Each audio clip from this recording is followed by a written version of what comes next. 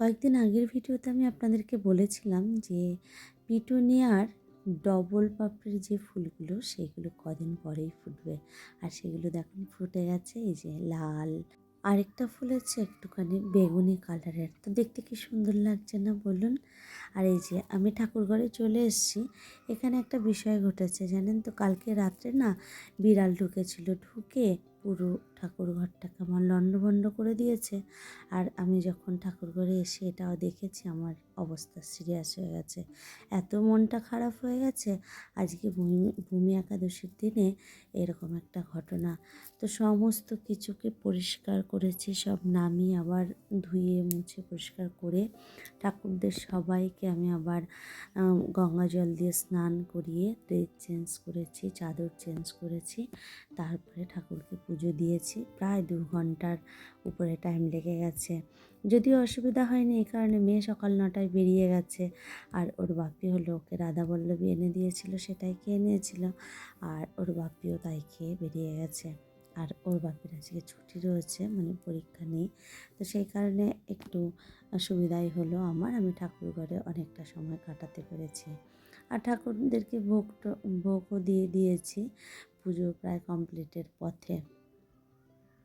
আর আমি আজকে অন্য কিছু খাবো না, সাবু ফলই খেয়ে নেব, সেই কারণে আমার রান্নার আর ঝামেলা নেই। আর এখন গুড ইভিনিং বন্ধুরা, এখন সন্ধ্যা 7টা মতন বাজে। আমি একটু দেরিতেই সন্ধ্যাটা দিতে এসেছিলাম। আর বললামই দুপুরবেলা আমার রান্না ছিল না। তো এছাড়া অনেকগুলো কাজ আমি করেছি, সেইগুলো আর ক্যাপচার করা হয়ে ওঠেনি। তা চলুন সন্ধ্যেটা দিয়ে নিই, যেহেতু আজকে একাদশী, তো সেই হিসেবে আমার আর একটুখানি কিছু কাজ আছে, মানে ঠাকুরের একটু গীতা পড়া এবং ঠাকুরের একটু নাম করব, করে দেন আমি নিচে যাব। চলুন সন্ধ্যাটা দিয়ে নিই।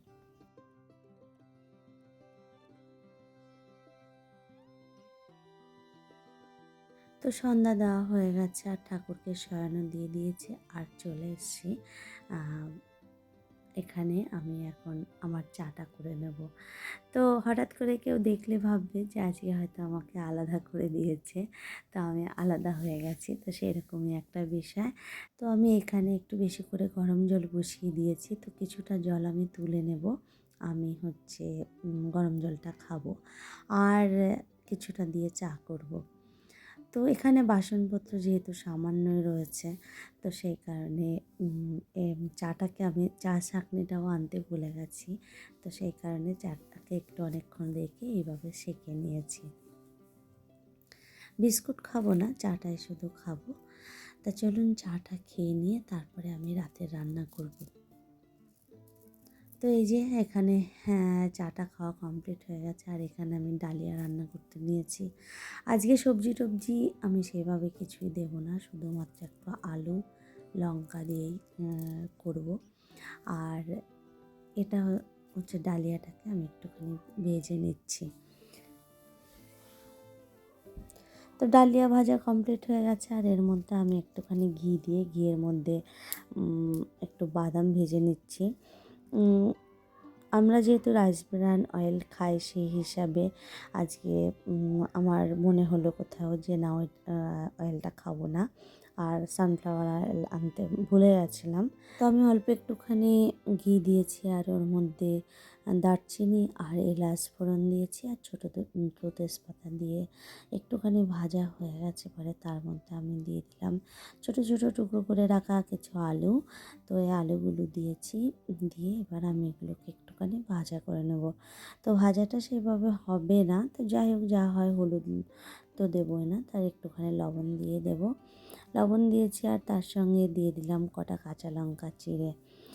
তো এবার একটুখানি ভাজার জন্য ওয়েট করব, তার মধ্যে আমি দিয়ে দিচ্ছি সেই ভিজিয়ে রাখা ডালিয়াগুলো। অ্যাকচুয়ালি যেহেতু আমি স্ট্রেনারটা আনিনি, তো সেই কারণে জলটা ঝরানো হয়নি খুব একটা ভালো করে, হাত দিয়ে নিংড়ে যতটা দিতে পেরেছি সেটাই দিয়েছি। যদি স্ট্রেনারে জলটা ঝরানো হতো তাহলে জিনিসটা আরও বেশি ঝুরঝুরে হতো। তো যাই হোক, হালকা নাড়াচাড়া করতে করতে যতটুকু জল শুকানো যায় আর কি, সেটা করে নিয়ে তার মধ্যে দিয়ে দিয়েছিলাম একটুখানি বাদাম, একটু লবণ, আর দিয়ে আবার একটুখানি নেড়ে চেড়ে তার মধ্যে আমি এবার পরিমাণ মতো জলটা খুব বেশি দেব না, যেহেতু একটুখানি মানে ড্রাই করার চেষ্টা করব। তো জল দিয়ে যে ঢেকে দিয়েছিলাম, আর এরকম হয়েছে দেখতে। তার মধ্যে আমি একটুখানি চিনিও দিয়ে দিয়েছিলাম, সেটা আর আপনাদের সঙ্গে শেয়ার করা হয়নি। কয়টা কড়াইশুঁটিও দিয়ে দিয়েছিলাম।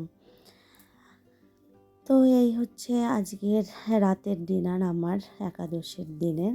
যেহেতু ভূমি একাদশী, আর এই ভূমি একাদশীটা পালন করার অনেকগুলো নিয়ম আছে, সেই নিয়মের মধ্যে আমি যাইনি, আমার মতো করে আমি করেছি। আর এটাই হচ্ছে আমার রাতের খাবার। আর মেয়েও খাবে, মেয়ের বাপি খাবে না। তো যাই হোক, কিছুটা অনেকটা থেকেও যাবে। আমি ভেবেছিলাম হয়তো ওর বাপি খাবে, কিন্তু খাবে না। তো আমি আমার খাবারটা নিয়ে নিয়েছি, আর মেয়েকে থালা নিয়ে আসতে বলেছি, তো ওকে দিয়ে দেবো। তা চলুন, আজকে একটা ছোট্ট ভিডিও আপনাদের সঙ্গে শেয়ার করলাম। আর আমার ভিডিওটা কেমন লাগছে অবশ্যই করে জানাবেন। তো আপনারা সবাই ভালো থাকবেন, সুস্থ থাকবেন, আর ভিডিওটা ভালো লাগলে আমার চ্যানেলটিকে সাবস্ক্রাইব করে আমার পাশে থাকবেন। দেখা হবে নতুন একটা ব্লগ।